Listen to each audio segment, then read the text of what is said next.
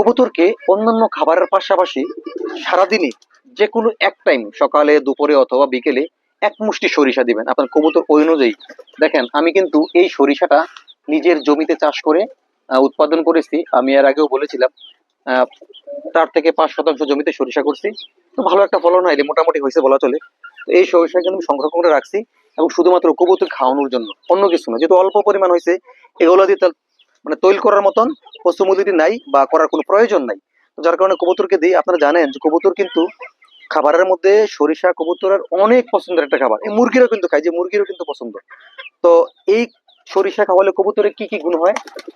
তার পালক দেখবেন চকচক করবে, পালক গুলা ভালো থাকবে, তার খাবার, লিভার সবকিছু ভালো থাকে।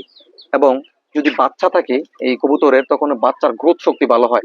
এবং যদি ওই বাচ্চা কখনো বড় করেন, তখন দেখবেন যে বাচ্চা আপনার এই ডাক নেওয়ালা হবে, খুবই তেজি ডাক থাকবে এই কবুতরের। যে কারণে আপনি চেষ্টা করবেন, অন্যান্য রোগ প্রতিরোধ কিন্তু এই সরিষা অনেক রক্ষা করে। মানে সর্দি কাশি এই টুকটাক জিনিস কিছু হইলেই আপনার এই সরিষাই কিন্তু ভালো করে দেয়। মানে ব্যাকটেরিয়া আক্রমণ থেকে মোটামুটি সরিষা অনেক কিছু রক্ষা করে। যাই হোক, চেষ্টা করবেন ভাই, 1 কেজি সরিষা আনলে আপনার অল্প কবুতর থাকলে এই 1 মাস চলে যায়।